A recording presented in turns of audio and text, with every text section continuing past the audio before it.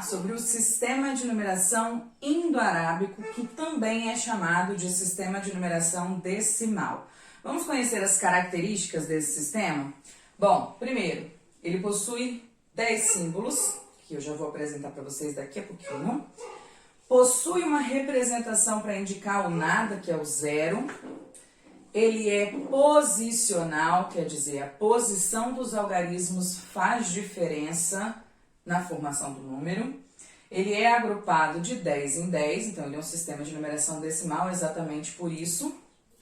Não possui um número máximo que possa ser escrito, quer dizer, não existe um maior número dentro do sistema de numeração indo-arábico. Isso por quê? Porque ele não possui um limite para a representação dos símbolos. A gente pode repetir os símbolos quantas vezes a gente quiser. No sistema de numeração egípcio, os símbolos só podem ser repetidos até 9 vezes. No sistema de numeração romano, os símbolos só podem ser repetidos até 3 vezes. No sistema de numeração decimal ou indo-arábico, a gente não tem esse limite de repetições. O sistema de numeração indo-arábico é o nosso velho conhecido, né? Ele foi um sistema que foi concebido pelos hindus, né?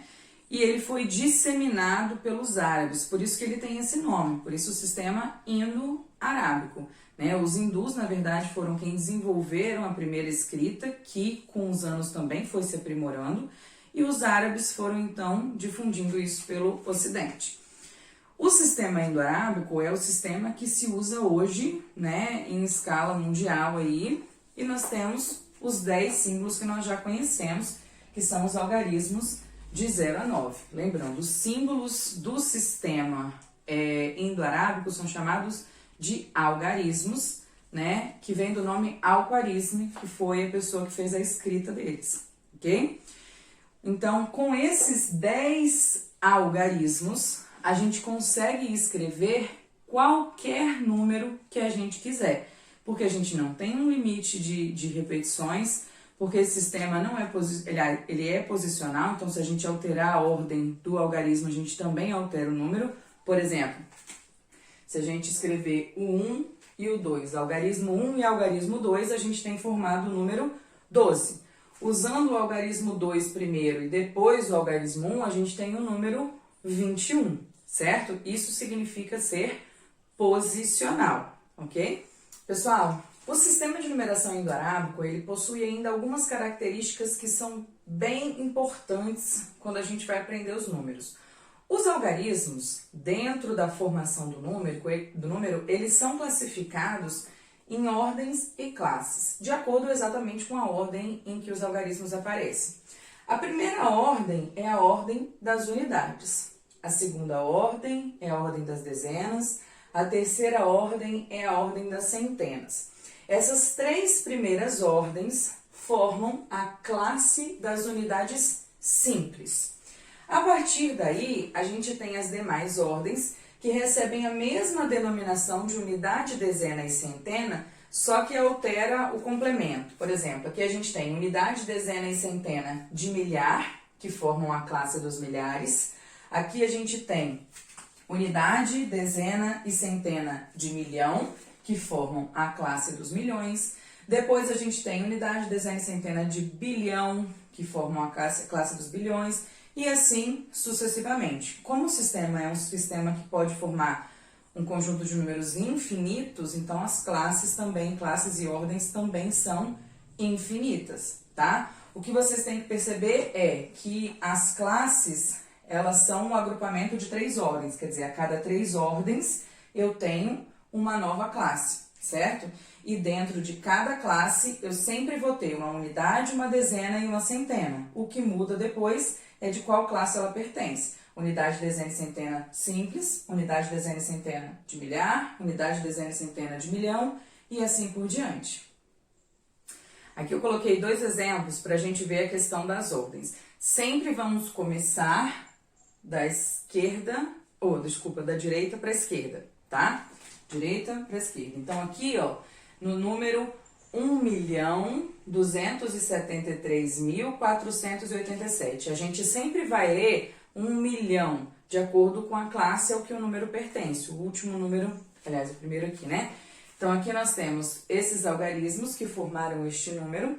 Aqui, ó, unidade, dezena, centena. Aqui nós temos a classe das unidades simples. Aqui nós temos unidade de milhar, dezena de milhar, centena de milhar, que formam a classe dos milhares.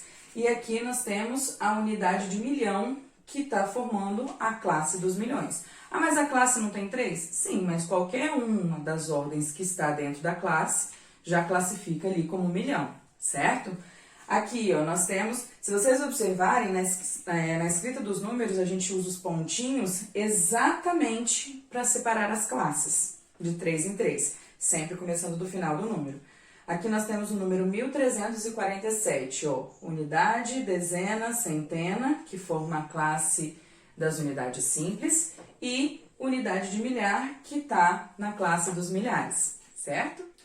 Bom, pessoal, apesar do sistema indo-arábico ele não possui um limite de repetições para os algarismos, a gente tem agrupamentos que são feitos de 10 em 10 dentro dele, para deixar um número mais visível e mais fácil da gente escrever. Por exemplo, no sistema de numeração egípcio, a gente repete 9 vezes, mas às vezes dá muito trabalho, porque ele não usa como usa o sistema de numeração indo-arábico. Olha bem, aqui quando a gente tem a cada 10 unidades, a gente vai trocar essas 10 unidades por uma dezena. Por exemplo, quando a gente vai escrever os primeiros números, né? 0, 1, 2, 3, 4, 5, 6, 7, 8, 9. No 9, a gente vai trocar, não vai escrever 10 unidades, a gente troca isso por uma dezena. E assim também acontece para as demais ordens. Se a gente tem 10 dezenas, a gente troca exatamente por uma da ordem exatamente superior, uma centena. Se eu tenho 10 centenas, então eu troco por uma unidade de milhar. Se eu tenho 10 unidades de milhar, vou trocar por uma dezena de milhar. E assim sucessivamente. O que isso quer dizer? Por exemplo, imagina que eu tenho que escrever o número 19. O número 19 é assim que a gente representa, certo? Se a gente não tivesse esse agrupamento, a gente ia ter que fazer o 10 e o 9. A gente já sabe que isso aqui, na nossa escrita, já forma o número 109.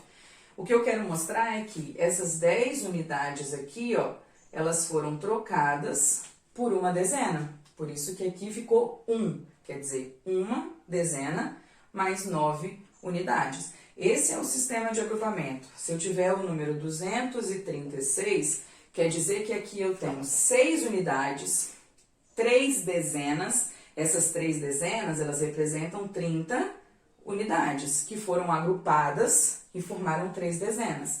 Esse 2 aqui, ele está representando 2 centenas. Essas 2 centenas, elas representam 200 unidades.